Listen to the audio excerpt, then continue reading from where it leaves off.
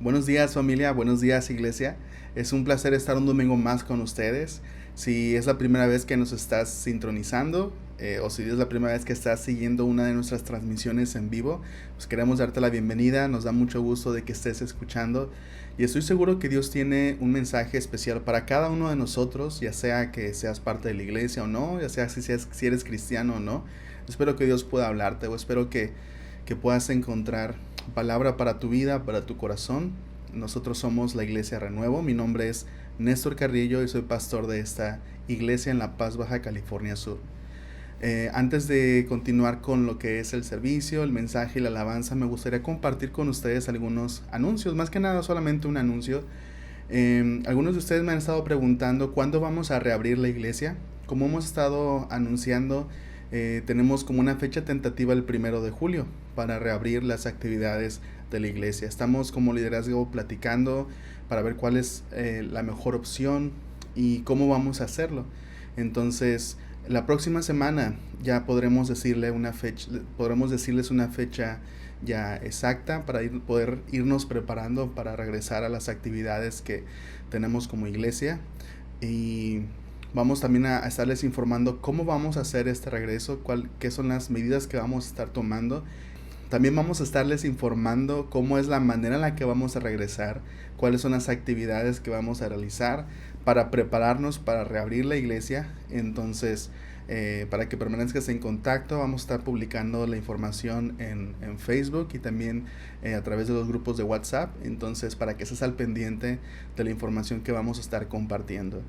Por último, me gustaría recordarles a todos que la cuenta la que estábamos utilizando para los diezmos y ofrendas ha cambiado. Es una nueva cuenta. Vamos a dejar la información en la descripción del video para que si tú deseas de manera voluntaria y con un corazón dispuesto al Señor ofrendar o diezmar, puedas hacerlo. Y para que puedas hacerlo a la cuenta que va a estar apareciendo en la descripción del video. Y damos muchas gracias a aquellos que han estado siendo fieles en hacer esto. Y pues esperamos que Dios pueda bendecirlos para que ustedes puedan continuar bendiciendo a las personas alrededor y bendiciendo el reino de Dios.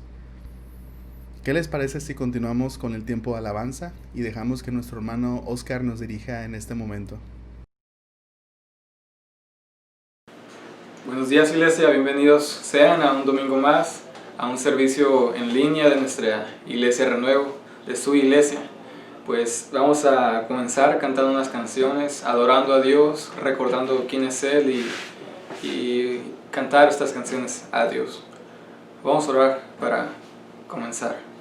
Padre, gracias por este día, Señor, gracias por tu misericordia y tu amor, Dios, para con tu iglesia, Señor, para con el mundo, Dios. Gracias por la vida de tu Hijo Jesucristo, gracias por quien tú eres, Dios. Y queremos alabarte con canciones y con nuestra vida, Señor. Bendice este servicio y lo que estamos haciendo, Dios, para tu gloria. En el nombre de Jesús. Amén.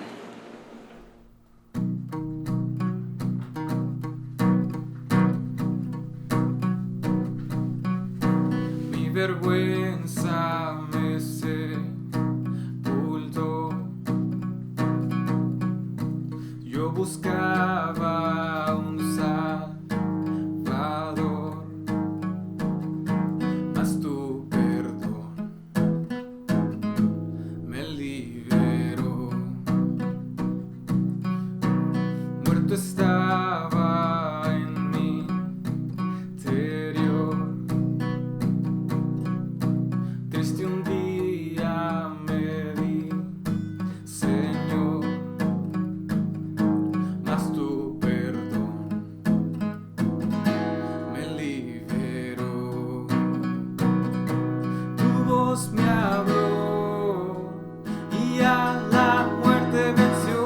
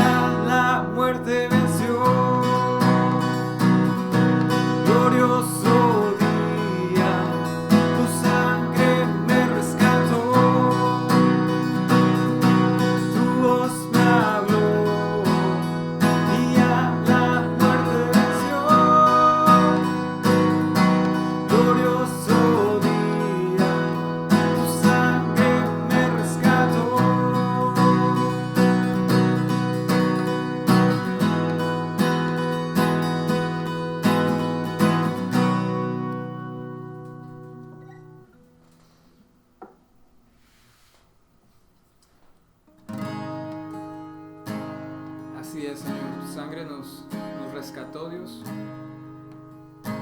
nos libró del pecado y de la muerte. Ahora tenemos vida en ti, Dios. Ayúdanos a recordar esto siempre.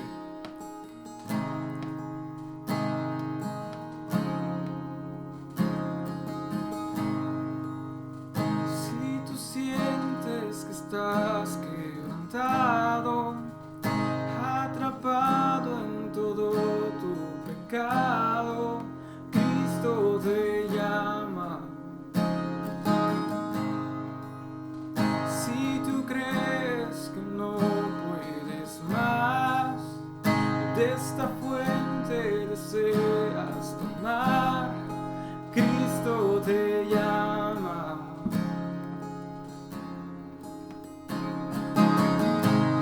Oh, ven al altar, el Padre esperando está.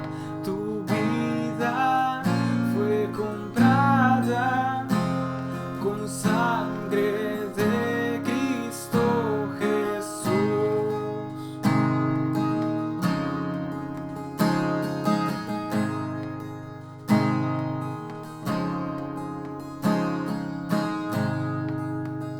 Deja atrás toda equivocación, hoy es día de tu salvación, Cristo te llama. Cambiará tus tristezas por gozo y tu vida Él renovará, Cristo te llama. Oh, ven al altar, el Padre esperando está. Tu vida fue comprada con sangre de Cristo Jesús. Oh, ven al altar, el Padre esperando está.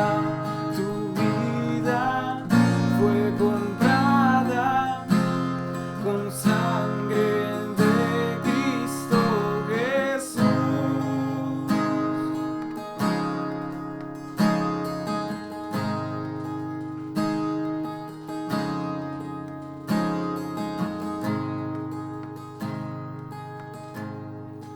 Gran Salvador,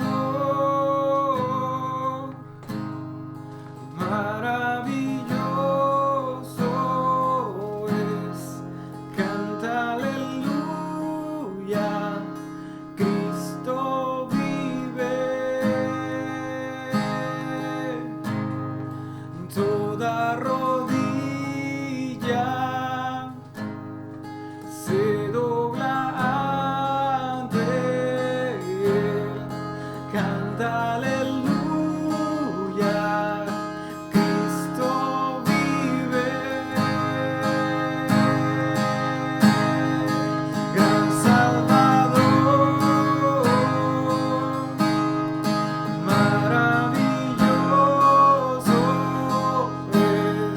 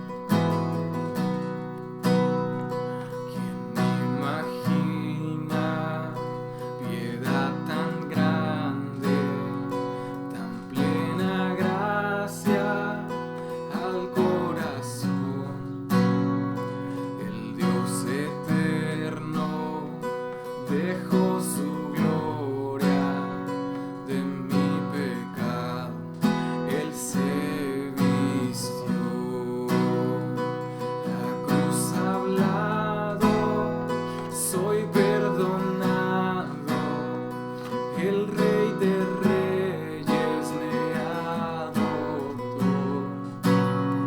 Señor hermoso, te pertenezco, mi esperanza está en Jesús. Aleluya, sí al que me libertó. Aleluya, de la muerte me arrancó, las cadenas quebrantó, y en su nombre hay salvación. Mi esperanza está en Jesús. Aleluya, sí al que me libertó. Aleluya, de la muerte me arrancó, las cadenas quebrantó, y en su nombre hay salvación. Mi esperanza está en Jesús.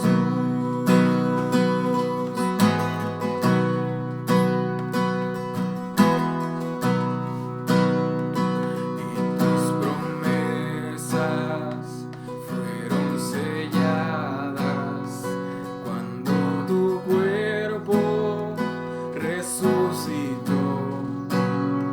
Desde el silencio, tu gran rugido quebró el poder de la muerte en mí.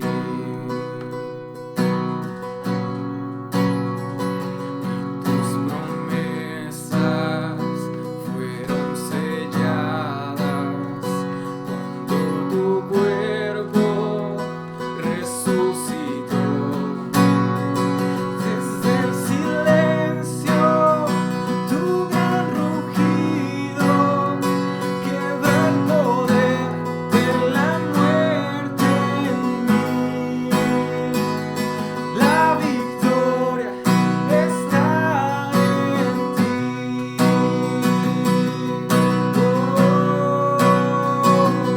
Aleluya, sí al que me libertó. Aleluya, de la muerte me arrancó, las cadenas quebrantó, y en su nombre hay salvación.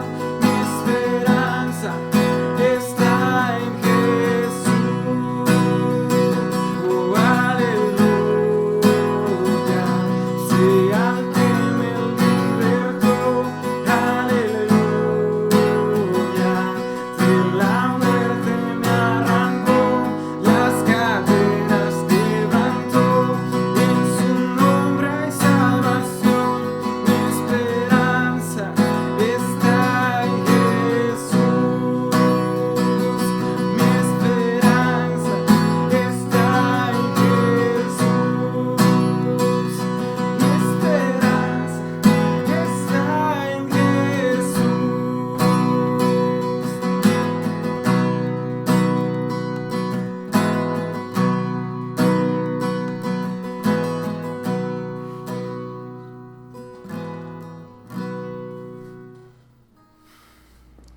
Estamos en un periodo de tiempo donde ya muchas personas están comenzando a regresar a sus actividades que tenían anteriormente, a los trabajos. Creo que la escuela todavía no se reanuda, pero algunas actividades ya se están reanudando y muchas personas están regresando. Y es igual con la iglesia, muchas personas están a la expectativa de cuándo se van a reabrir las iglesias, cómo vamos a comenzar, qué es lo que vamos a hacer. Y yo creo que esto suscita preguntas muy interesantes acerca de la naturaleza de la iglesia. Veía algunos comentarios, algunas publicaciones en Facebook de personas que estaban de alguna manera pidiendo que se reabrieran las iglesias, y otras personas comentaban en contra de acerca de que la iglesia es solamente un edificio, o perdón, que el templo es solamente un edificio, que la iglesia son las personas y que realmente Dios está en todas partes y que no hay necesidad pues de una iglesia. Y es bien interesante que haya generado este tipo a lo mejor de comentarios o de pensamientos, y creo que es bueno pensar acerca de la naturaleza de la iglesia. ¿Qué es la iglesia y cuál es el propósito de la iglesia? ¿Qué es aquello que la iglesia hace? Cuando Jesús tenía en mente la iglesia, si es que tenía en mente la iglesia, ¿qué es lo que Jesús pensaba acerca de la iglesia? ¿O cuáles eran las cosas que Jesús pensaba para la iglesia, que la iglesia hiciera en sus días? Y creo que son preguntas muy interesantes y aunque no vamos a poder responder tal vez todas las preguntas que podríamos tener acerca de la naturaleza de la iglesia, vamos a ver por lo menos 4 cosas que Jesús preparó para la iglesia. Este mensaje se llama En aquellos días, porque en la parte en la que nos encontramos ahorita en el Evangelio de Juan es una expresión que Jesús ha utilizado en diferentes ocasiones, en aquellos días. Y cuando Jesús estaba pensando en esto, estaba pensando obviamente en lo que se acercaba próximamente para sus discípulos. Jesús estaba a punto de ir a la cruz, iba a morir en una cruz, iba a resucitar al tercer día y después iba a estar un tiempo presentándose a sus discípulos y después iba a ascender al Padre. Jesús iba a dejar este mundo de manera corporal, iba a regresar a su Padre. Y Jesús también tenía en mente esto que ya ha estado hablando por algunas semanas que hemos estado viendo acerca del Espíritu Santo. La venida de lo que Jesús llama el Espíritu Santo o el Espíritu de verdad o el Consolador, que tiene, esta palabra tiene una connotación, tiene un aspecto legal. Y Jesús usa esta expresión en aquellos días y expresa por lo menos 4 cosas que Jesús preparó para su iglesia, para la iglesia, para aquellos días en que la iglesia iba a comenzar con la llegada del Espíritu Santo. Y creo que es importante, pensar en este tiempo en que nos encontramos. ¿Qué es la iglesia? ¿Cuál es el propósito de la iglesia? ¿Por qué estamos aquí? ¿Cuál es el propósito fundamental de la iglesia? Y creo que esto nos ayudará, si somos cristianos, si somos seguidores de Jesús, nos ayudará a tener una perspectiva clara de cuál es nuestra naturaleza, qué es lo que la iglesia debe estar haciendo y cómo podemos continuar siendo esa iglesia en el mundo. Si no eres cristiano, te va a ayudar tal vez a comprender cuál es el propósito, cuál es la idea que Jesús tenía en mente cuando pensaba en iglesia. Porque a lo mejor piensa, bueno, en estos días la verdad no le veo mucho sentido a la iglesia. No veo razón para la iglesia para que exista. Solamente pasan cosas malas, solamente hay hipocresía. La verdad no hay algo que esté sucediendo a la iglesia que parezca una respuesta para lo que está viviendo el mundo, el sufrimiento. Y creo que estamos viviendo también un tiempo donde estamos constantemente escuchando noticias malas. Y no es que eso sea el único tipo de noticias que hay, pero por alguna razón son las que más se difunden, o son las que más nos llegan, o son las que más despiertan el morbo de la gente, no sé. Es bien difícil en ocasiones ver o escuchar buenas noticias. Y déjame decirte algo, esta idea de buenas noticias es algo que como cristianos está bien marcado en nosotros, las buenas nuevas o buenas noticias, el evangelio como lo conocemos. Déjame decirte, iglesia, si eres parte de la iglesia, que parte del propósito, y te voy a adelantar algo, ¿no?, de lo que vamos a ver, pero parte del propósito fundamental de la iglesia es dar las buenas noticias al mundo acerca de Jesús. Pero no solamente eso, y como iglesia, como tu pastor, quiero desafiarte, porque lo que Jesús nos dejó como desafío para nosotros como iglesia no es solamente predicar las buenas noticias, sino como iglesia es ser las buenas noticias. Y vamos a profundizar en esto en esta mañana. Ok, entonces hablemos de estas 4 cosas que Jesús preparó para la iglesia o que Jesús le dio a la iglesia. Y la primera cosa que vamos a hablar es una transformación interna. Una transformación interna. Y vamos a leer Juan capítulo 16, que es donde nos quedamos la semana pasada. Juan capítulo 16, versículos del 4 al 11. Y dice así: Les digo estas cosas ahora, para que cuando sucedan recuerden mi advertencia. No las mencioné antes porque todavía iba a estar un poco tiempo más con ustedes. Ahora voy a aquel que me envió y ninguno de ustedes me pregunta a dónde voy. En cambio, se entristecen por lo que les he dicho. En realidad, es mejor para ustedes que me vaya, porque si no me fuera, el abogado defensor no vendría. En cambio, si me voy, entonces se lo enviaré a ustedes. Y cuando Él venga, convencerá al mundo de pecado y de la justicia de Dios y del juicio. El pecado del mundo consiste en que el mundo se niega a creer en mí. La justicia está disponible porque voy al Padre, y ustedes no me verán más. El juicio vendrá porque quien gobierna este mundo ya ha sido juzgado. Jesús sabe que va a dejar a sus discípulos, y Jesús les dice, les conviene que yo me vaya. Para los discípulos las cosas estaban por cambiar, y no solamente para los discípulos, para el mundo las cosas estaban por cambiar. Este cambio que vendría sería radical, el cambio que sucedería con la muerte y la resurrección de Cristo sería algo que cambiaría todas las cosas. Había muchas cosas que los discípulos en este momento todavía no podían comprender y, um, y tampoco hacer a menos de que Jesús volviera al Padre y les enviara el Espíritu Santo. Y ahorita vamos a ver la importancia de la venida del Espíritu Santo. Jesús tenía en mente el comienzo de una nueva era, la era de la iglesia, donde Él ya no estaría corporalmente, pero su Espíritu Santo vendría, llenaría el corazón de cada discípulo de Jesús, y ahora el Espíritu Santo estaría en cada discípulo y los llenaría con poder para predicar el Evangelio, pero también para hacer el Evangelio. Jesús tenía en mente el comienzo de la iglesia. Para poder entender qué es lo que Jesús tenía en mente con relación a eso, es importante que hablemos acerca del trabajo del Espíritu Santo. ¿Qué es lo que el Espíritu Santo hace? Y no vamos a hablar de todas las cosas que hace, vamos a hablar solamente de las cosas que Jesús menciona en estos versículos. El Espíritu hace esta obra a través de los creyentes. En base al contexto, tenemos que comprender que Jesús habló del Espíritu Santo viniendo, y Jesús especificó, vendrá a ustedes, a los creyentes, a los discípulos. Y después dice Jesús que el Espíritu Santo convencerá al mundo de tres cosas: de pecado, de justicia y de juicio. Yo creo que el Espíritu Santo trabaja en el mundo, está activo, trabaja en el corazón de las personas, las mueve a escuchar la palabra, y cuando escucha la palabra las mueve a creer. Pero creo que también lo que Jesús está diciendo es que el Espíritu Santo hace estas cosas a través de la iglesia. ¿Cómo las hace? Vamos a verlo. Jesús dijo, el Espíritu Santo convencerá al mundo de pecado. Otra forma en la que podemos decirlo es, convencerá al mundo de la realidad de las cosas, la realidad de la condición humana, la realidad del pecado. Y si te das cuenta, no dice los convencerá de sus pecados, dice los que convencerá de pecado. Y se refiere al pecado como algo fundamental, el pecado fundamental de la humanidad.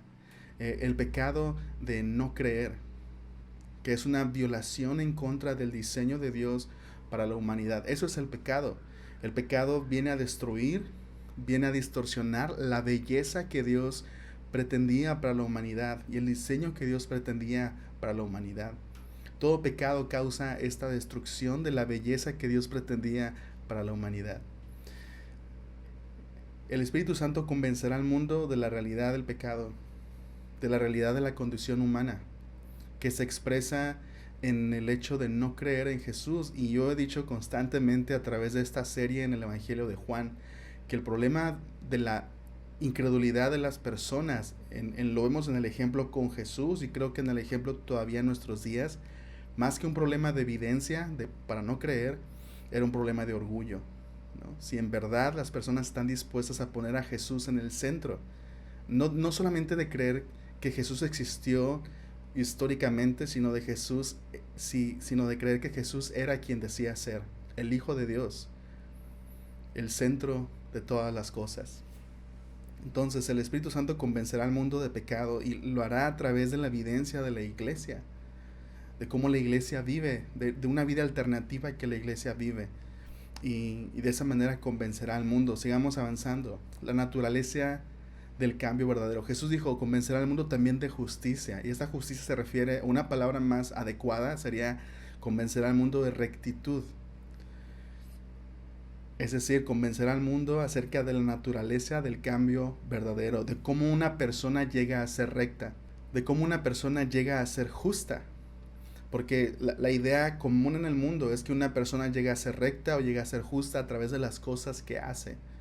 Pero nos damos cuenta, si tú has tratado de hacerlo, si tú has tratado de vivir una vida justa, si tú has tratado de vivir una vida honesta, una vida sin pecado, como diríamos los cristianos, te das cuenta que no es parte de tu naturaleza, que constantemente te encuentras luchando con algo dentro de ti que no quiere hacer estas cosas. Jesús habló acerca entonces de cómo el Espíritu Santo convencería al mundo de la realidad, de la naturaleza del cambio verdadero. Que la justicia no es algo que nosotros alcanzamos a través de actos morales, sino que la justicia es algo que está disponible por algo que Jesús ya hizo en la cruz. Jesús murió en la cruz para cargar con nuestros pecados, y esa justicia, las cosas buenas que Jesús hizo, la vida justa que Él llevó, está disponible para nosotros, para que podamos alcanzarla, para que pueda ser imputada a nosotros, es decir, que se nos pueda dar esa justicia. La palabra que utiliza el Antiguo Testamento para hablar acerca de eso también es santidad, ¿no? Santidad se refiere cuando algo es perfecto, cuando algo es apartado, cuando algo es completo, cuando algo es diferente. El Espíritu Santo nos transforma de manera paulatina en personas completas. Esta justicia que el Espíritu Santo nos transforma en personas a la imagen de Jesús y nos comienza a moldear de acuerdo al diseño original que Dios planeó para su creación. Y el modelo original que Dios planeó para su creación no era Adán, como podríamos pensar. El modelo siempre ha sido Jesús. Jesús siempre ha sido el prototipo. Jesús siempre ha sido el modelo. Entonces el Espíritu Santo viene y nos transforma desde adentro hacia afuera. Esa es la naturaleza del cambio. Y el mundo necesita ver en la iglesia esta realidad. Por eso decía que la iglesia no solamente tiene la comisión de predicar la palabra, sino también tiene la comisión, predicar el evangelio, sino que también tiene la comisión de ser la evidencia de lo que el evangelio hace en la vida de las personas, en la vida de hombres pecadores como tú y como yo, como tú y como yo. Entonces, a través de la transformación que el Espíritu hace en nuestras vidas, otras personas pueden ver lo que Dios hace, de cómo una persona tan sucia, tan pecadora, puede llegar a convertirse en una persona justa. No solamente porque adoptó una serie de reglas o porque adoptó una religión, sino porque está siendo transformada desde adentro hacia afuera. El Espíritu convence al mundo de esta justicia que está disponible para cada uno de nosotros. Y finalmente, Jesús dijo que el Espíritu Santo convencería al mundo de juicio. Y cuando Jesús habla de este juicio, habla en tiempo pasado, dice, porque Satanás, déjeme leer el versículo. Y el juicio vendrá. Y aquí la Nueva Traducción Viviente intenta hacer como un comentario, intenta explicar a qué juicio se refiere, pero en realidad el juicio vendrá no es la palabra que se utiliza en el texto original, simplemente habla del juicio, porque quien gobierna este mundo ya ha sido juzgado. Entonces Jesús habla de este juicio y lo ancla a algo que ya sucedió. El enemigo ha sido juzgado. Quien gobierna este mundo ha sido juzgado. Por lo tanto, nosotros como cristianos tenemos libertad en Cristo, libertad del mundo, libertad del pecado. Entonces, Satanás ya ha sido juzgado. Nuestra libertad o este proceso en el que entramos, que como cristianos conocemos como santificación, que vamos siendo cada vez más libres del pecado y vamos siendo perfeccionados y vamos creciendo, no solamente en conocimiento de Dios, sino que, como decía, este cambio interno comienza a suceder y ahora somos cada vez más libres del pecado.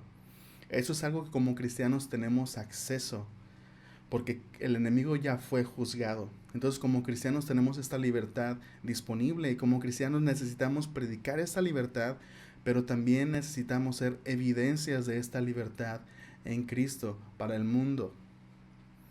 Entonces el Espíritu Santo obra en la iglesia. Jesús le está diciendo a sus discípulos una y otra vez, ya lo ha dicho en diferentes ocasiones en estos últimos capítulos que hemos estudiado, yo les enviaré a ustedes al Consolador, les enviaré a ustedes el Espíritu de verdad, y Él vendrá de mi parte.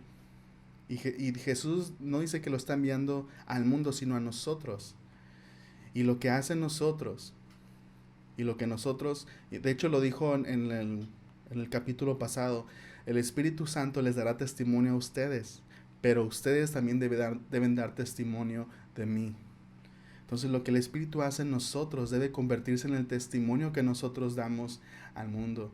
Por eso digo, como iglesia, no solamente estamos encargados de predicar las buenas noticias, sino que estamos encargados de ser la evidencia de lo que esas buenas noticias hacen en la vida de las personas. Entonces ese es parte de nuestro desafío. Y si esta mañana te quedas con algo, quédate con esto. Como iglesia, como cristianos, no solamente hemos sido comisionados para predicar las buenas noticias, sino para ser la evidencia de las buenas noticias. ¿Qué otra cosa Jesús preparó para la iglesia? Una verdad confiable. Este es el segundo punto, una verdad confiable. Voy a leer Juan capítulo 16, versículos del 12 al 15. Jesús sigue diciendo, me queda aún mucho más que quisiera decirles, pero en este momento no pueden soportarlo. Cuando venga el Espíritu de verdad, Él los guiará a toda la verdad. Él no hablará por su propia cuenta, sino que les dirá lo que ha oído y les contará lo que sucederá en el futuro. Me glorificará, porque les contará todo lo que reciba de mí. Todo lo que le pertenece al Padre es mío. Por eso dije, el Espíritu les dirá todo lo que reciba de mí. Es bien interesante toda esta dinámica que Jesús describe acerca del Espíritu Santo, de cómo dice Jesús, todas las cosas que le pertenecen al Padre son mías. Y el Espíritu tomará de lo mío y se los dará a ustedes. Entonces, lo que el Espíritu va a darnos a nosotros o va a revelarnos es todo aquello que proviene de Jesús y que proviene finalmente y principalmente de Dios. Entonces, Jesús le dice a sus discípulos, hay muchas cosas que quiero decirles, pero todavía no pueden soportarlo. Y esta es una palabra extraña, el hecho de que Jesús dice todavía no pueden soportarlo. Se refiere Jesús al tiempo, todavía no es el tiempo de decírselas. Y también se refiere a que necesitan el Espíritu Santo para poder no solamente comprender las implicaciones de lo que quiero decirle, sino también que necesitan el Espíritu Santo para poder vivir las implicaciones de la verdad, de las verdades que quiero decirles. Entonces Jesús dice, les voy a enviar al Espíritu de verdad, y le da otro nombre al Espíritu Santo, ahora le da el nombre del Espíritu de verdad, que les revelaría toda la verdad, les recordaría de las cosas que Jesús les ha dicho y también les revelaría cosas que Jesús en este momento todavía no puede decirles.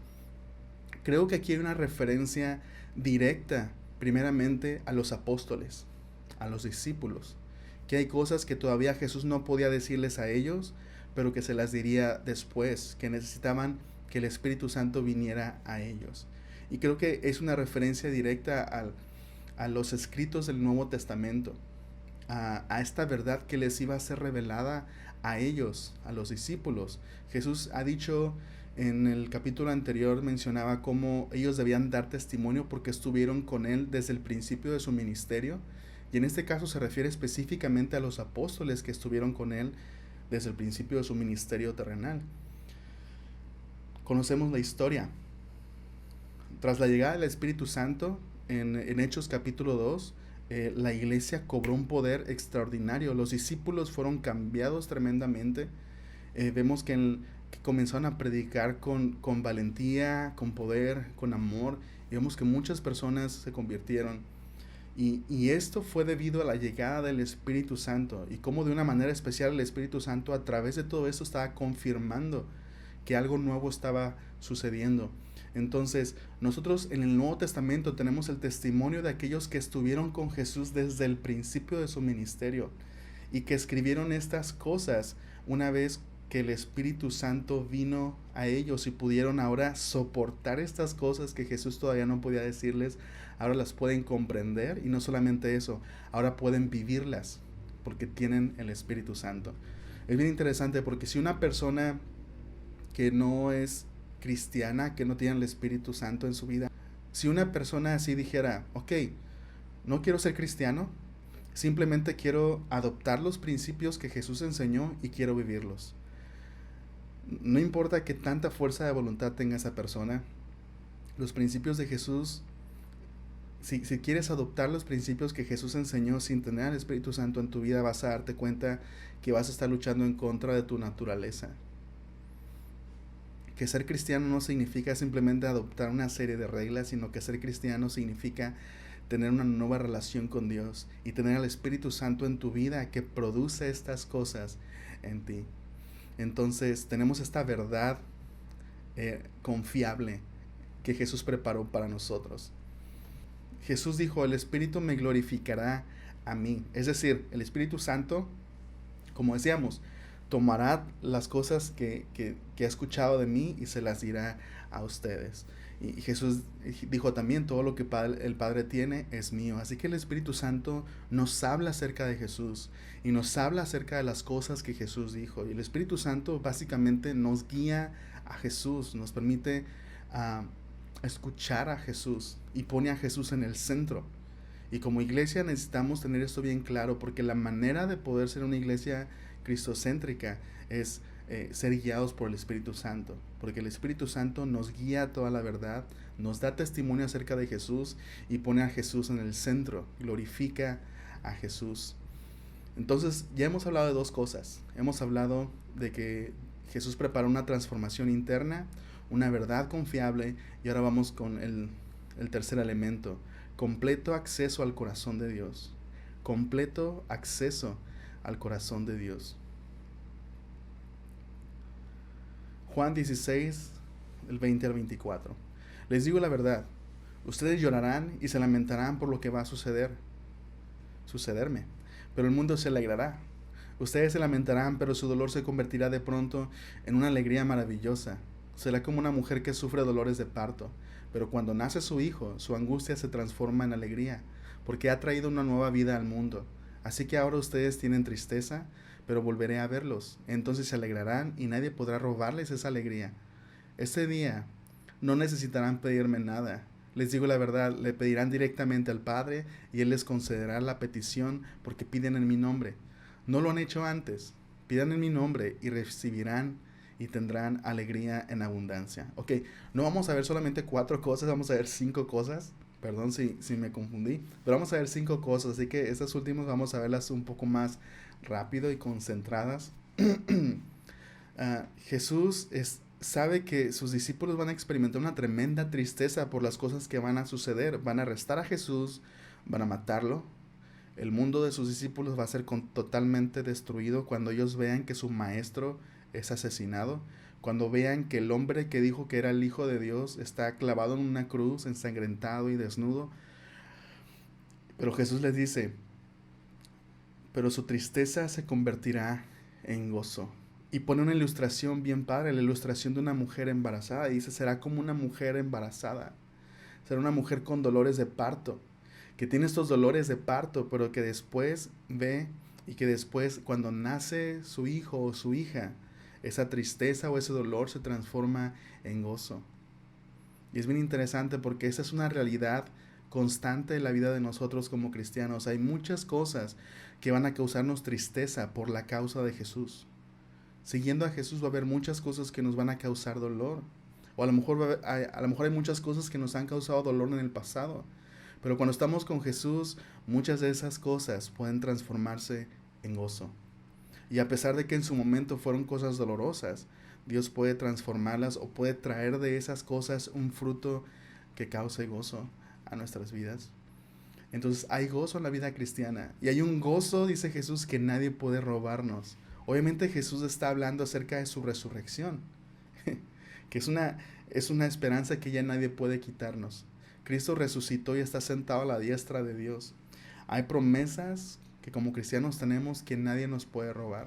Y hay una salvación y una esperanza que nadie nos puede quitar y que nadie nos puede robar porque Cristo resucitó. Jesús le afirmó a sus discípulos que ahora tenemos libre acceso al Padre. Jesús afirma que podemos pedirle directamente al Padre, directamente a Dios, que podemos hacerlo en el nombre de Jesús y las cosas serán concedidas. Y hemos hablado un poco de esto. Pedir en el nombre de Jesús significa pedir de acuerdo a su carácter, pedir de acuerdo a su persona. Es decir, no vamos a pedir algo que Jesús no pediría. Y es en esas cosas a veces donde nuestra oración tal vez es equivocada. Pedir en el nombre de Jesús no significa solamente decir al final de la oración, en el nombre de Jesús, amén. No, significa pedir de acuerdo a su voluntad. Incluso no importa si no dices en el nombre de Jesús, pero cuando oras conforme a su corazón, conforme a la voluntad de Jesús, conforme a su carácter, conforme a su persona, las cosas son concedidas porque estás orando en su nombre, con su autoridad. Jesús dijo, pidan y recibirán, y tendrán alegría en abundancia. Es decir, que una de las formas en las que esta alegría que Jesús quiere para nosotros va a ser completa es a través de una vida de oración, de una vida donde estamos pidiéndole al Padre en su voluntad y donde estamos recibiendo las cosas que pedimos, y estas cosas crean alegría en abundancia en nosotros. Vamos a ver la cuarta cosa que Jesús preparó para la iglesia, y es una plataforma de amor incondicional. Y yo sé que el título es un poco extraño, ¿no? Una plataforma de amor incondicional, pero aquí vamos a ver a qué me refiero. Ese día pedirán en mi nombre, dice Jesús. No digo que pediré al Padre de parte de ustedes, ya que el Padre mismo los ama profundamente, porque ustedes me aman a mí y han creído que vine de Dios. Es cierto, vine del Padre al mundo, y ahora dejaré el mundo y volveré al Padre. Y aquí Jesús habla acerca de una realidad extraordinaria, que parece algo tan simple, pero que muchas veces podemos pasar desapercibidos, o podemos olvidar el valor, o podemos dejar de estar asombrados por esto. La realidad de que el Padre nos ama, la realidad de que Dios nos ama. Esta semana alguien publicaba en Facebook una pregunta. ¿Qué fue aquello que tu padre te dijo y que te dejó marcado o que te afectó? Y yo comentaba, y yo ponía un comentario, ¿no? Y decía, lo que me afectó más bien fue aquello que no dijo, ¿no? Y yo sé que, y muchas personas como que le dieron ahí like o algo, porque sé que es algo con lo que muchos se identifican. Qué importante es que como padres, ustedes hermanos, digo ustedes porque yo todavía Dios no me ha dado todavía el privilegio de ser padre, pero qué importante es que como padres le demuestren constantemente amor a sus hijos. Pero incluso tan importante como eso, hermanos y hermanas que son padres y madres, qué importante es no solamente que lo demuestren con acciones, sino que se los digan. Porque a lo mejor algún papá va a decir, pues yo no se lo digo, pero se lo demuestro, ¿no? Traigo comida a la mesa, pues el otro día fui a la escuela por él o por ella, ¿no? No sé, a veces como hombres podemos ser así medio fríos, ¿no?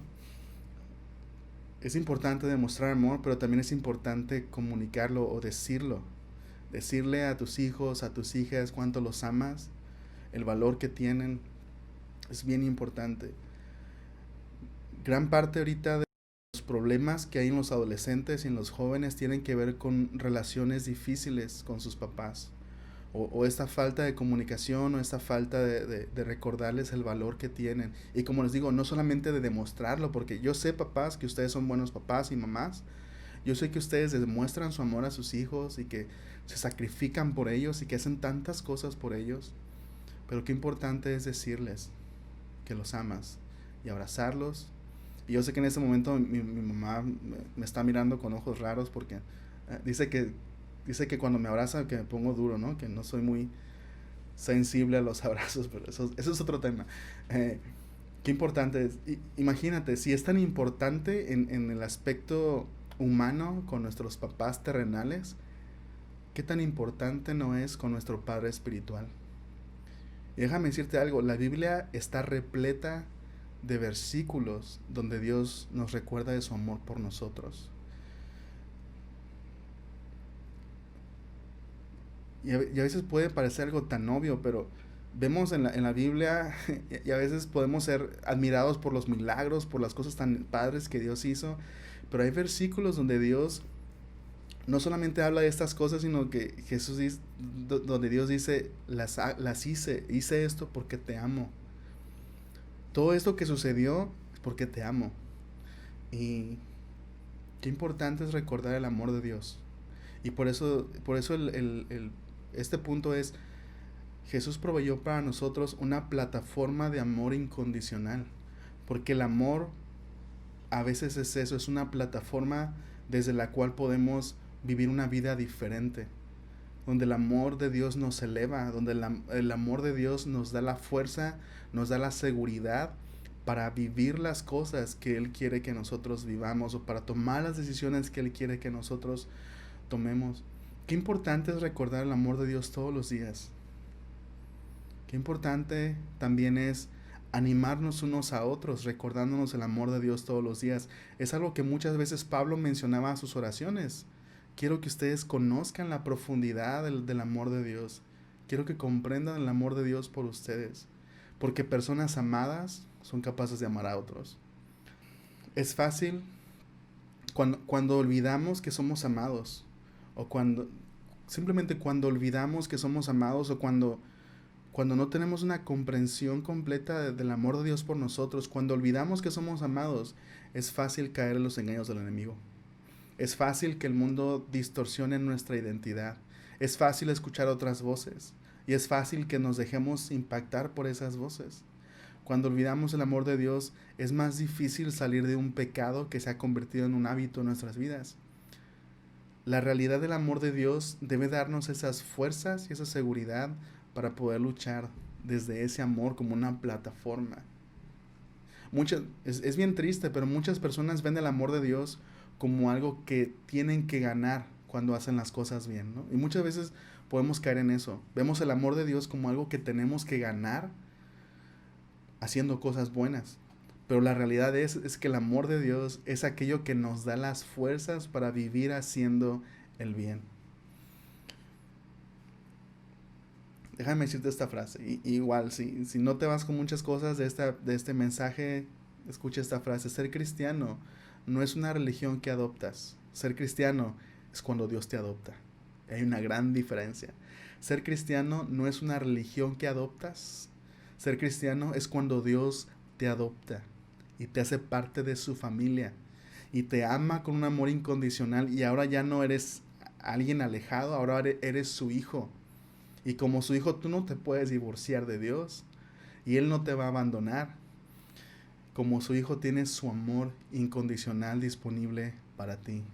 Y no solamente eso, sino que te hace parte de su gran familia. Entonces, una vez más, ser cristiano no es una religión que adopta. Ser cristiano es cuando Dios te adopta, cuando te hace su hijo. Finalmente, la última cosa que Jesús preparó para su iglesia es un plan a prueba de errores. Un plan a prueba de errores. Juan 16 del 29 al 33. Entonces sus discípulos dijeron: por fin hablas con claridad y no en sentido figurado. Ahora entendemos que sabes todas las cosas y que no es necesario que nadie te pregunte nada. Por eso creemos que viniste de Dios. ¿Por fin creen?, preguntó Jesús. Pero se acerca el tiempo, de hecho ya ha llegado, cuando ustedes serán dispersados, cada uno se irá por su lado y me dejarán solo. Sin embargo, no estoy solo, porque el Padre está conmigo. Les he dicho todo lo anterior para que en mí tengan paz. Aquí en el mundo tendrán muchas pruebas y tristezas, pero anímense, porque yo he vencido al mundo. Jesús sabía lo que venía a continuación y Jesús sabía lo que pasaría. Los discípulos iban a abandonarlo. Sus discípulos, ese grupo de amigos que ha estado con él desde el principio de su ministerio, ese grupo de personas en que Jesús ha invertido tanto tiempo y tanto amor y tantas cosas, ese grupo de hombres con el que Jesús ha vivido durante todos estos años, dice Jesús: ustedes me van a abandonar. O Jesús no les reclama, sino que les dice lo que va a suceder. Los discípulos iban a abandonar a Jesús. Judas lo entregó por dinero. Pedro negó 3 veces que conocía a Jesús. Y los demás huyeron y lo dejaron solo. Pero es bien interesante que en medio de estas pruebas, o que en medio de lo que Jesús sabía que iba a suceder, Jesús no les está reclamando. Jesús les está diciendo: les he dicho todo esto para que tengan paz. Y de hecho los anima. Anímense, les dice. Jesús dice: ustedes me van a abandonar, pero no estoy solo. Y esa es una realidad para nosotros quienes hemos creído en Jesús. Nunca estamos realmente solos. Y es cierto, la traición duele, el abandono duele mucho cuando alguna persona te abandona, cuando la soledad duele mucho. Siguiendo a Jesús, hay muchas cosas que van a suceder por causa de seguir su camino. Y muchas veces vamos a enfrentarnos con estas situaciones difíciles o con momentos difíciles donde a veces a lo mejor un amigo nos va a fallar, a lo mejor un amigo nos va a traicionar, a lo mejor un amigo nos va a abandonar. Y va a doler, y va a ser difícil. Pero como Jesús decía, nosotros también podemos decir lo mismo. Pero sé que no estoy solo. El Padre está conmigo. El Padre está conmigo. Qué hermoso. Y no solamente eso, sino qué hermoso que a pesar de que Jesús sabía que sus discípulos lo iban a abandonar, él sabía que sus amigos le iban a fallar, sabía que sus discípulos iban a fallar y a pesar de eso les dice, les digo todas estas cosas para que tengan paz. Y les digo todas estas cosas, van a tener pruebas y tristezas en el mundo, pero anímense, yo he vencido al mundo. Jesús le está diciendo, y hermano, escucha esto. Jesús está diciendo, van a fallar, pero yo he vencido. Pero yo tengo la victoria. Y es una esperanza que tenemos como cristianos, y por eso decía en este punto, es un plan a prueba de errores. Vamos a fallar. Esta no es una justificación, ni tampoco es una licencia para pecar, una licencia para no realizar nuestro ministerio con responsabilidad y diligencia. Pero Jesús sabe que en ocasiones vamos a fallar. Y Jesús sabe que en ocasiones vamos a quedarnos cortos. Y Jesús sabe que vamos a enfrentar pruebas y que vamos a enfrentar tristezas de nuestra vida. Yo sé, hermanos, que muchas veces fallamos y que muchas veces caemos. Y yo sé que una de las cosas que puede pasar en nuestras vidas es pensar, ¿cómo puedo hacer esto? ¿Cómo puedo obedecer a Dios en esto si aún sigo fallando? O si fallé. ¿O cómo puedo aconsejar a alguien si yo mismo necesito consejería? ¿Cómo puedo enseñarle a alguien si yo todavía necesito que alguien me enseñe? Y a veces estamos atrapados en este círculo donde pensamos, ¿cómo puedo hacer esto si fallé o voy a fallar o he fallado? Pero tenemos que comprender esta parte, que estamos en un proceso de transformación y que no somos perfectos. Y que podemos aconsejar a otros aun cuando ocupamos consejería. Y que podemos enseñar a otros aun cuando todavía no sabemos todas las cosas. Y que podemos continuar en este proceso creciendo a pesar de que tal vez vayamos a fallar en el futuro. Pero animémonos. Tengamos ánimo. ¿Por qué? Porque Jesús ha vencido. Y porque Jesús quiere que seamos parte de su victoria. Jesús quiere que seamos parte de esa celebración o de los frutos de su victoria. Entonces, Jesús no nos está invitando a un, como por decirlo así, ¿no? Como a un partido que no sabemos si vamos a ganar o perder. Jesús nos está invitando a ser parte de un partido donde sabemos que vamos a ganar. Donde Él ya obtuvo la victoria. Y Él simplemente quiere hacernos parte de esa victoria. Así que sigámoslo. Y unámonos a este plan que es a prueba de errores. Y sí, tal vez nos vamos a equivocar, pero Jesús nos va a levantar. Y nos va a transformar. Y va a usar nuestras fallas y las va a convertir en fortalezas. Solamente tienes que decidir seguirlo. Y levantarte y seguir adelante y comprometerte con Él. Y dejar que el Espíritu te guíe. Y tenemos que recordar estas 5 cosas. Tenemos que recordar que Jesús comenzó en nosotros una transformación interna que va de adentro hacia afuera. Tenemos que recordar que tenemos una verdad confiable, que es la palabra de Dios, y que el Espíritu Santo nos ayuda a encontrar esas verdades que están cambiando nuestras vidas, que quitan las mentiras de nuestros corazones y las reemplazan con verdades, y nos permite crecer todavía más, y nos permite ser libre del pecado cuando comprendemos esas verdades, porque la verdad nos hará libres. Necesitamos recordar que tenemos completo acceso al corazón de Dios, que si hay cosas que todavía necesitamos ayuda en nuestra vida, que si hay recursos que necesitamos, fortaleza que necesitamos, tenemos completo acceso al corazón de Dios. Así que pidamos en el nombre de Jesús. Pidamos fortaleza, pidamos amor, pidamos transformación, pidamos ese ánimo para seguir adelante, pidamos valor, pidamos las cosas que necesitemos para continuar este camino de crecimiento en Cristo. Tenemos que recordar que estamos trabajando desde una plataforma de amor incondicional, que no estamos tratando de ganarnos el amor de Dios, sino que ya lo tenemos. Y desde ahí caminamos hacia adelante. Y también tenemos que recordar que es un plan a prueba de errores, que la victoria está ganada, que la victoria está asegurada y que simplemente Jesús nos quiere hacer parte de este plan, nos quiere hacer parte de su victoria, y eso es sumamente extraordinario. El que Jesús no nos necesita pero quiere usarnos, desea usarnos. Así que sigámoslo. Y si tú no crees en Jesús, si todavía no has creído en Jesús, si todavía no has decidido seguirle, estas cosas están disponibles para todos aquellos quienes crean. Como dije ahorita, ser cristiano no es una religión que adoptas, ser cristiano es cuando Dios te adopta. Y la forma en la que te adopta es a través de Jesucristo. Así que la invitación que estoy haciéndote no es a adoptar una religión, la invitación que estoy haciéndote es a ser parte de la familia de Dios. A permitir que Dios te adopte como parte de su familia. Y lo único que tienes que hacer es comprender la realidad del pecado, como veíamos al principio, la realidad de la condición humana, que el pecado no son solamente las cosas que hacemos, sino el pecado es algo fundamental en nuestro ser. Es el no creer en Jesús, el ignorar a Dios y habernos apartado del diseño que Dios tenía para nosotros. Y Dios quiere comenzar a recrear nuestra vida desde adentro hacia afuera, hasta darnos ese diseño original que Él planeó desde el principio, que es hacernos a la imagen de su Hijo Jesucristo. Ese es el propósito de Dios. Creer en Jesús y recibirlo en tu corazón. Creer que su sacrificio en la cruz fue por ti y que Él quiere darte libre acceso al Padre.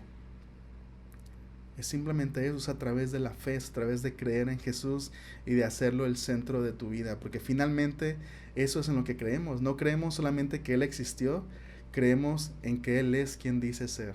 Eso significa hacer a Jesús el centro de tu vida, tu Salvador, tu Señor, tu Rey. Y si tú quieres hacer eso hoy, puedes hacerlo desde tu casa, simplemente hacer una oración y decirle: Jesús, no te conozco, pero quiero conocerte. Quiero que tú seas el Señor de mi vida y quiero que todas estas cosas de las que hablamos en esta mañana, quiero que sean una realidad en mi vida. Quiero que me transformes y quiero que me adoptes y quiero tener ese amor incondicional y quiero ser parte de ese plan que tú tienes. Y te pido todo eso en el nombre de Jesús. Amén. Iglesia, para nosotros el desafío es, como decía, no solamente predicar las buenas noticias, pero ser la evidencia de las buenas noticias para el mundo. Las buenas noticias que el mundo está esperando escuchar no van a venir del gobierno, no van a venir de Facebook, no van a venir de la televisión, no van a venir de ninguna otra parte. Las buenas noticias que el mundo realmente necesita van a venir de la iglesia, de la obra del Espíritu Santo a través de la iglesia. Esas son las buenas noticias que el mundo necesita escuchar. Y las buenas noticias que realmente cambiarán fundamentalmente los problemas que estamos enfrentando como sociedad. Pero no solamente necesitamos predicar esas buenas noticias, sino necesitamos ser la evidencia al mundo de lo que las buenas noticias hacen en las personas. Así que, iglesia, seamos esa evidencia. Dejemos que el Espíritu trabaje en nosotros. Hagamos uso de todas estas cosas que Jesús preparó para nosotros y vivamos como la verdadera iglesia. Déjenme orar por ustedes y vamos a orar para terminar este tiempo. Señor, te damos gracias por tu palabra. Gracias por tu Espíritu Santo que nos guía a toda la verdad, que nos convence de pecado, de justicia y de juicio. Y te pedimos que tu palabra pueda continuar obrando en nuestros corazones, que nos sigas transformando, Señor, y que realmente cada uno de nosotros, en lo individual, pero también como iglesia, podamos ser la evidencia al mundo de las buenas noticias. Que nuestras vidas puedan darte gloria a ti. Que nuestras vidas puedan hablar de la hermosura de quién eres tú, Señor. Es todo lo que deseamos y es todo lo que queremos, Padre. No solamente hablar de ti, sino dejar que el mundo te vea a través de nuestras vidas. Te pedimos todo eso en el nombre de Jesús. Amén. Pues muchas gracias, familia, amigos, por haberme dejado entrar a sus hogares y espero que Dios pueda bendecirlos esta semana y espero que pronto podamos vernos. Hasta la próxima.